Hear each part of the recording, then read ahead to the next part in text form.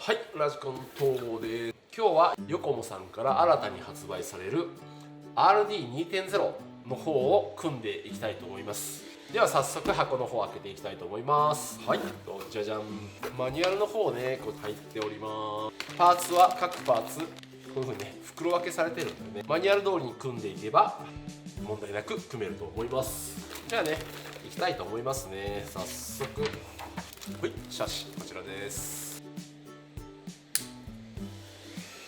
板とりあえずできました。次にね、ステアリングロッドの組み立ていきます。よし、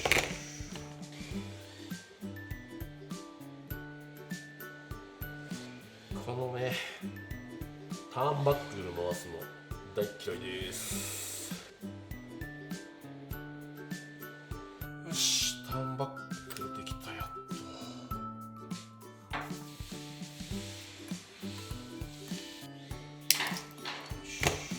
と、はい、とりあえずここまで。はいはい、そうです。クランクここまで来ました。はい、ベルクランクできました。スルスル型なし。はい、次ギアデフいきます。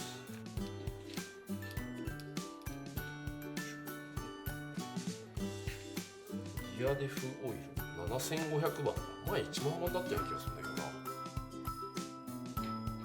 はい、ギアデフは最初から組んであります。オイルを入れるだけです。はい、次にギアケースいきます。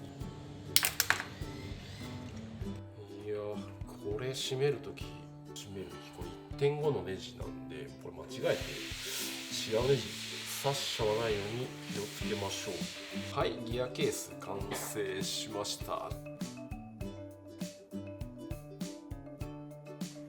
い、モーターマウントとスパーギア取り付け完了です。ギアケース取り付け完了しました。ホイサーも取り付け完了しました。今丸く取り付け中です。ちょっとね、樹脂の成形かな、気持ち渋いところがあるんで、そこは調整しながらつけましょう。はい、バルク完成です。フロントバルク完成しました。ターンバック非常にめんどくさいんだけど、これどっかのメーカーさんこれを機械にポンとセットしてボールエンドポンと横につけてボタン押したらシュシュシュって数値設定して、その長さを設定してくれるやつできんかなと思ってね。ここちょっと渋めなんで調整します。ちょっと調整してスルスルにしました。ロアーム、フロントロアーム作ってます。はい、ロアーム取り付けました。ロアーム、アッパーム、はい、スルスルです。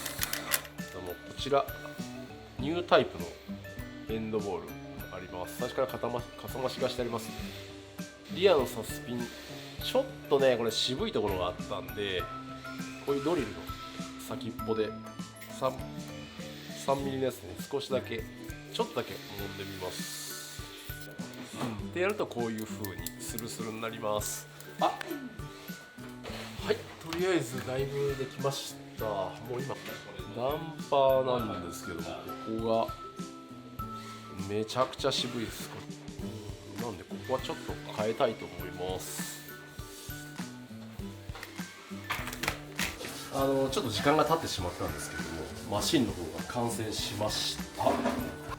これでね、ちょっといろいろ思うところもあるんですけれども、それはちょっといっぺんね、シェイクダウンをしてからちょっといろいろ言いたいなというふうに思っております。メカはね、アンプはジャービス WX がついてて、で、モーターがフレッチの 10.5、ジャイロが550の、サードは CT700 がついてます。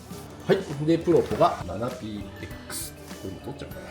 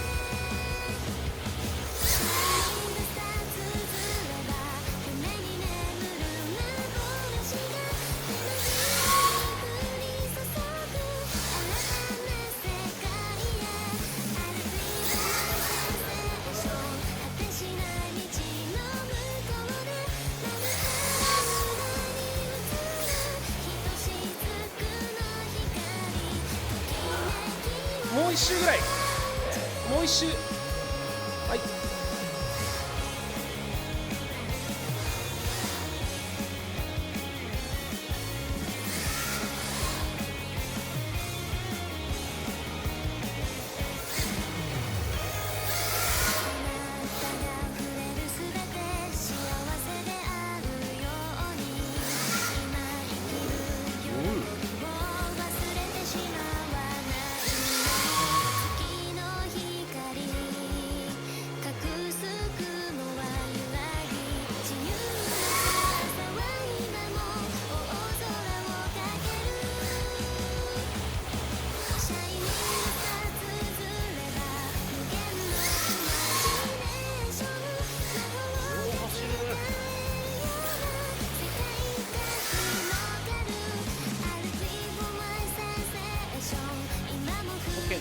はい、今ねシェイクダウンという形で走ってみたんですけれども、非常に乗りやすいマシンかなというふうに思います。なんで乗りやすいかというと、まずシャーシの方がね、これ見てもらうと分かるんですけれども、結構柔らかいんですよ。このぐらい柔らかいとダンパーとかがね組むのが苦手な人とかでも、適当に組んでも結構走るっていう、シャーシの方でねグリップの方を出してくれるっていうところがあるんで、そういう面で結構走りやすいのかなっていう感じはしましたね。その分ちょっとねモーション的には少し遅れる面っていうのは出てくるんですけれども、これ初心者の人とかには全然おすすめなんじゃないのかなっていうふうには感じますよね。であとこれ作ってて思ったのは、僕電動ドライバーを使って結構締めてたんですけれども、結構これ樹脂が柔らかい感じがしたんで、思いっきり勢いよくズドンってやってしまうと突き抜ける喜びみたいになっちゃうかもしれないんでそれだけはねギリギリちょっとね奥まで行ったらいっぺん緩めてもらって、あとは手で締めてもらうとか、そういうのは確実にやってもらった方がいいのかなっていうのは一つ思いましたね。であとターンバックル作るのがねこういうところがあるんですけれども、ここやっぱり説明書に何ミリとか言って書いてあるんですけれども、これやっぱり作るときはノギスがあった方がいいのかなっていうのはねすごい思いますよね。もうほぼ説明書通りの作り方をして、ターンバックルとかは若干調整は入れましたっけ？若干は入れた。最初の説明書通りの時には気持ちちょっと外が入りやすいかなみたいな感じだったんで、どうしてもちょっと巻きやすいのかなっていうのがあったんで、そこだけ少しフロントケチロップだけ調整の方はさせてもらったかなっていう。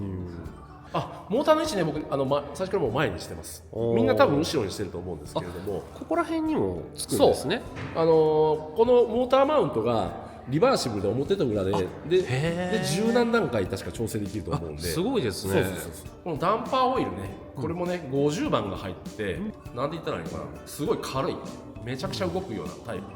実際これ柳井君ダンパーだけはでしたね。そうだからこのオイルは、正直な話、ちょっと固めのやつに変えてもらった方が車両の落ち着きは出るんじゃないのかなっていう感じはしますよね。実際モーターのパワーね 10.5 なんで結構あるので、これパワーをかけた状態で、かなり出してるとこの動きが結構ヘコヘコしちゃうんで、その辺でねちょっとダンパーの方は多分その人それぞれで、ちょっと固めのやつを使ってもらってもいいのかなというふうには思いますよね。組んでこんだけ走れば、本当に上等なのかなというふうに思いますね。先生、オプションもほぼ何も入れてない状態で、しっかり走ってましたもんね。そんな感じなんでね、めちゃくちゃよく走ると思います。で値段も安いんでね、結構いいんじゃないのかなと思っております。デビューする人には最適な1台ではあると思うんでね、もしよかったら皆さん挑戦してみてください。はい、こんな感じです。ありがとうございます。